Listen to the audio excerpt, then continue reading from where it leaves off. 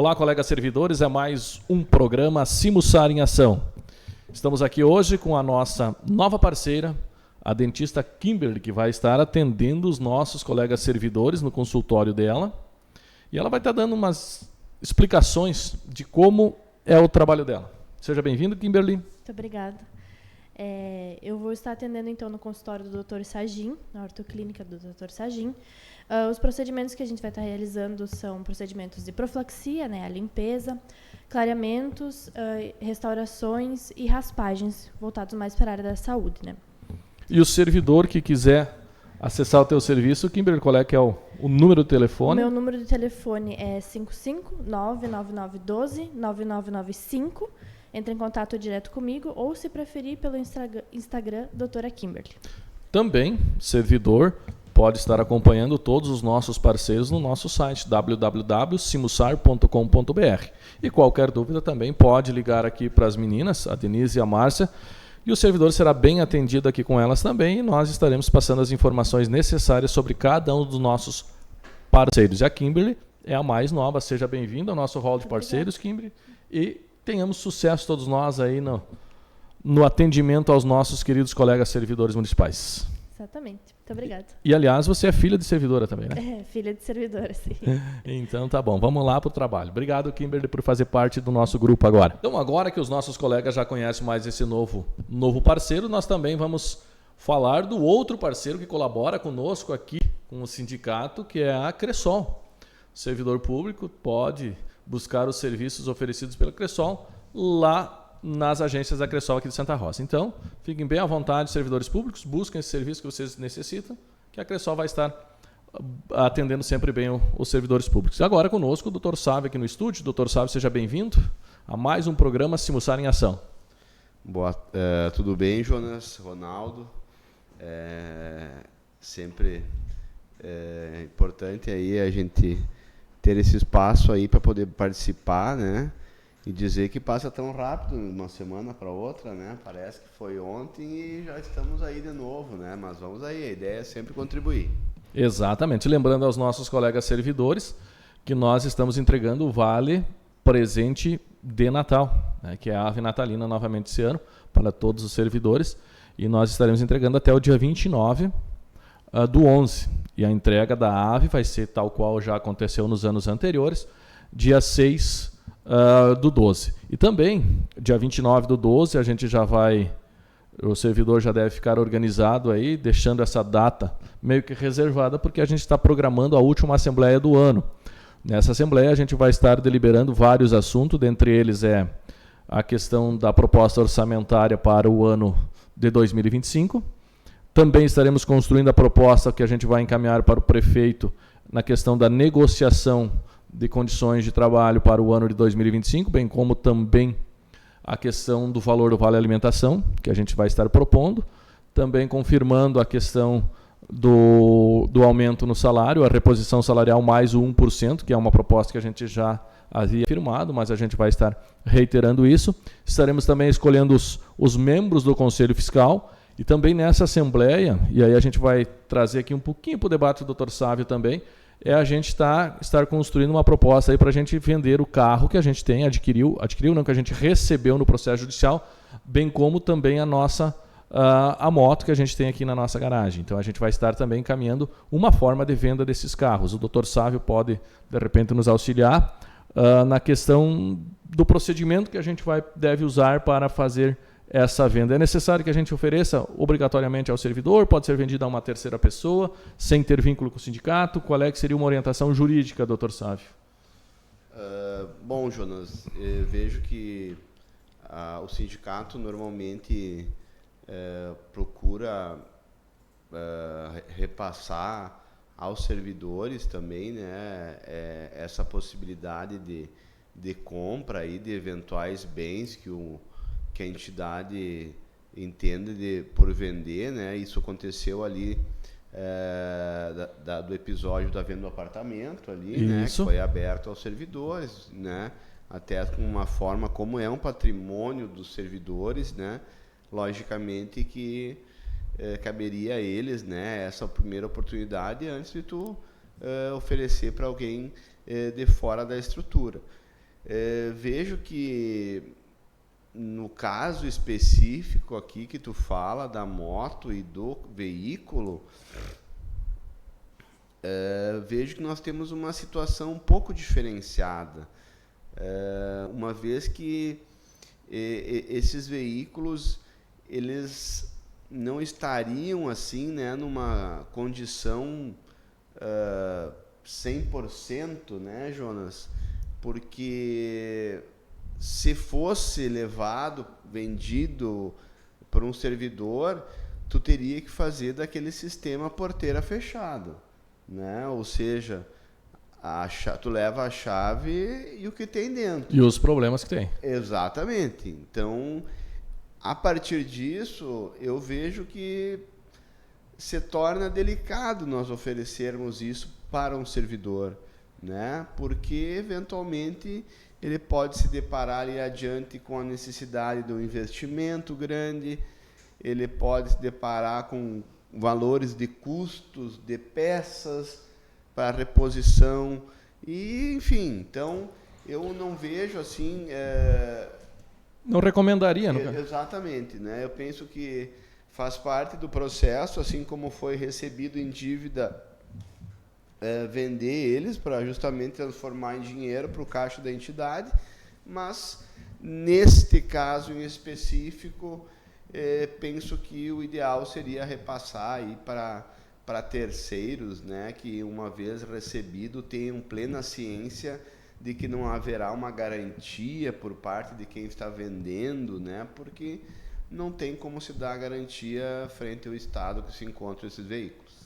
Então, nós estaremos decidindo, né? Nós vamos decidir, claro, que isso é uma sugestão, é uma proposta, uma ideia do ponto de vista jurídico também, e a gente vai estar, com certeza, durante a Assembleia, a gente vai estar ampliando essa discussão e também levando mais explicações e explicações mais aprofundadas do ponto de vista do Código Consumidor também. O Dr. Sávio também pode trazer naquele dia, no dia 29, aí, se a gente confirmar a data, a gente terá uma reunião da diretoria anterior a essa data, né, para que nós vamos decidir bater o martelo na data ou não, de repente vamos trazer para uma outra data, mas a princípio a ideia é dia 29, para que a gente possa então estar fazendo todo esse processo. É necessário que nós façamos isso, né, e também esses bens estão aí, estão se deteriorando, né? Agora a gente conseguiu legalizar a parte documental, do Gol ainda a gente está no processo de legalização, a moto já conseguimos, então por isso que a gente vai dar esse encaminhamento para que a gente possa fazer as vendas, visto que a gente tem o carro quase 0 km ainda, seminovo, né? O Gol que foi adquirido há alguns anos atrás, lá pelo ano de 2019, se eu não me engano, e aí nós temos esses dois outros veículos aí que não há necessidade da gente estar mantendo e não há necessidade da gente estar reformando, porque eles precisam de uma boa reforma, há uma necessidade de uma reforma completa, tanto no Gol quanto na moto, e isso então acarreta em custos para a entidade que não valeriam a pena hoje, na nossa análise primeira, fazer esses investimentos. Então é melhor repassar, e assim como o Dr. Sávio também falou, talvez não vale a pena para o servidor estar adquirindo esses veículos, mas quem vai decidir tudo isso, com certeza, é o próprio servidor e é a Assembleia, baseado naquilo que a gente vai estar debatendo no dia da nossa Assembleia. Dr. Sávio, da parte jurídica, o que nós temos algumas novidades aí nessa área aí para o servidor, em relação a essas PECs que tramitam a nível nacional, algumas situações novas aí o senhor pode trazer, ou tudo ainda está numa calmaria que a gente sabe agora vai para o final do ano, acaba morrendo algumas coisas, ou pelo menos parando por um período? Então, Jonas, nós tivemos uma decisão agora recentemente do STF, né, com relação à questão da forma de contratação da administração pública, né?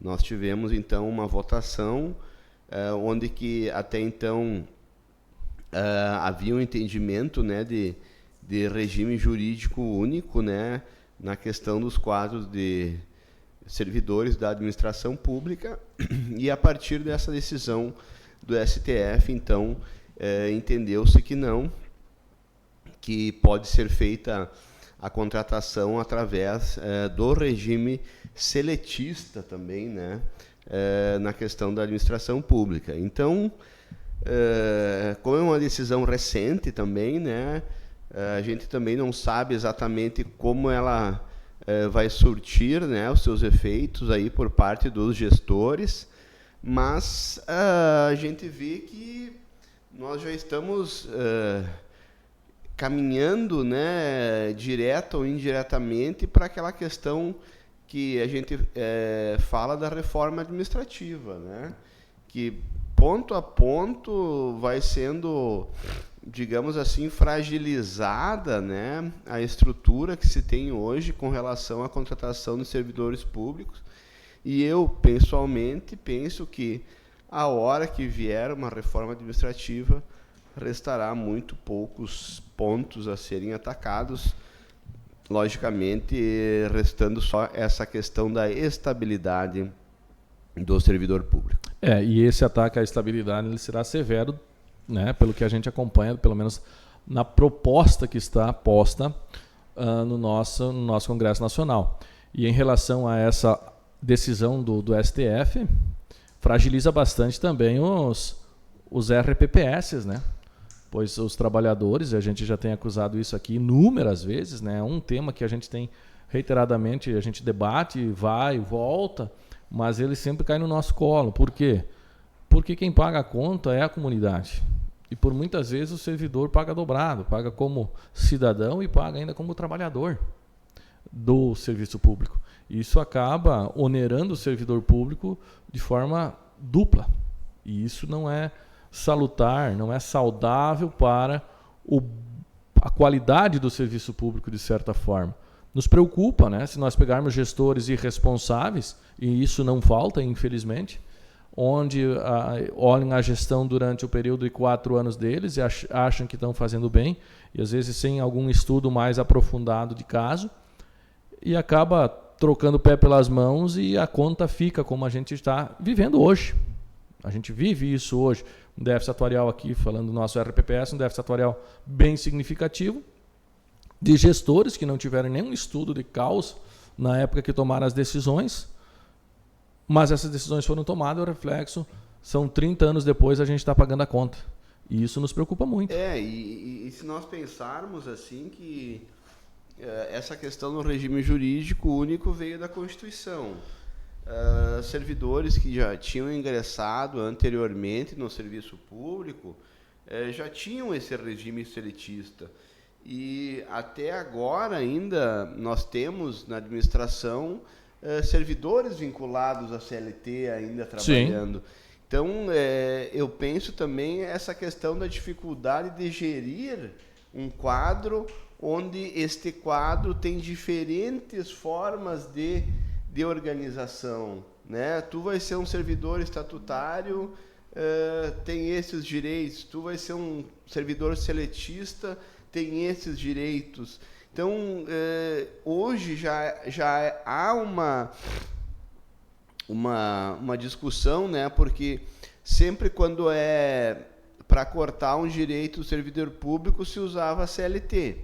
Mas, para garantir um direito do servidor público, não podia usar a CLT, né? E agora nós vamos ter essas duas formas, né, de contratação interagindo. Então, eu penso também que administrar, né, servidores com diferentes regimes também se torna uma coisa complexa e ali adiante acaba criando, né, uma diferenciação para melhor ou para pior, que, por sua vez, acaba repercutindo na qualidade do serviço que é oferecido à comunidade. Mas, infelizmente, quando o senhor fala de melhor ou pior, a tendência sempre está sendo piorar, né?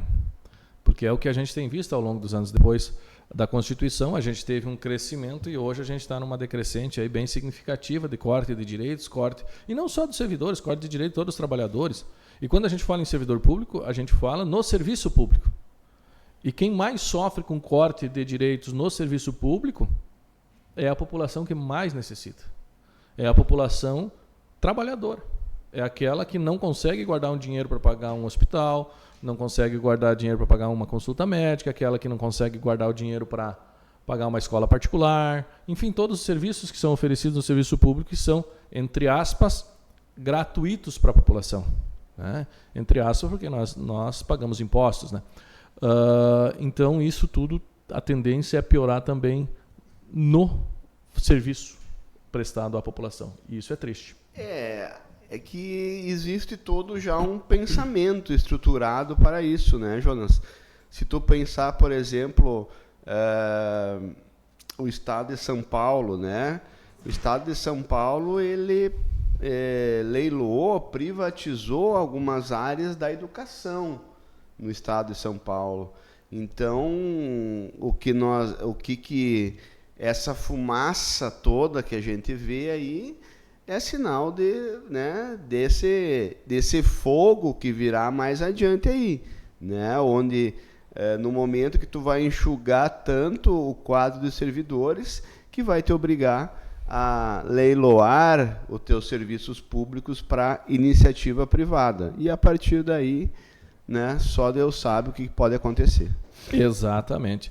E além de tudo, tem outros tantos assuntos aí que a gente pode estar debatendo, inclusive dentro dessas alterações e sugestões de mudanças aí, é a obrigatoriedade de um percentual mínimo da arrecadação ser aplicado na saúde, na educação e na segurança, né? Então isso também está em risco e a população tem que estar atento a isso, porque é a partir dali que se obriga. Tempos atrás, antes da Constituição, não existia isso. A gente sabia como era, que pelo menos nós, né, que vivemos parte daquele período que a gente pegou, apesar de na infância, mas a gente pegou e conversando com as outras pessoas mais velhas aí, a gente sabe o quanto isso foi difícil e quanto foi árduo também para a gente conseguir criar uma Constituição mais cidadã e capaz de enfrentar todos esses problemas. Nós, quanto sindicato, né, doutor Sávio, a gente sempre vai estar atento e trazendo essas informações. O senhor tem mais alguma informação? É que o que a gente tem que se dar conta, na verdade, é que a coisa não vem como uma enxurrada, assim, né? Usando um exemplo bem delicado também, mas o que eu quero dizer é que vão se tirando uma a uma, né, das coisas lentamente. Então, o servidor muitas vezes sente porque é o que está diretamente ligado, mas a comunidade muitas vezes não sente isso de forma direta, né? Porque serviços terceirizados e todas as outras demandas. Mas nós temos que pensar hoje que ainda como administração pública, né, a gente teria uma transparência, nós temos um orçamento, tem todas essas informações que estão em acesso à população. Agora, quando isso tudo for repassado para a iniciativa privada, nós vamos ter acesso a essas informações, nós vamos saber qual é o orçamento de todas, né, esses órgãos. Então, a capacidade de acesso que nós vamos ter da informação me parece que será muito mais limitado. Então, isso que as pessoas têm que botar na balança, né? De que mundo eu quero aí para os meus filhos e meus netos, enfim, é uma questão de consciência, de conscientização de todos também. Exato, com certeza não será tão transparente quanto é hoje. Apesar dos problemas que a gente tem, ainda a gente tem a transparência. Então, encerramos mais um programa Simussar em Ação, né? Esperamos aí novamente semana que vem estar junto com o nosso servidor, levando a informação e levando o debate até a sua casa. Um abração a todos. Obrigado, doutor Sávio. Obrigado, Ronaldo, por fazer parte conosco aí desse caminho.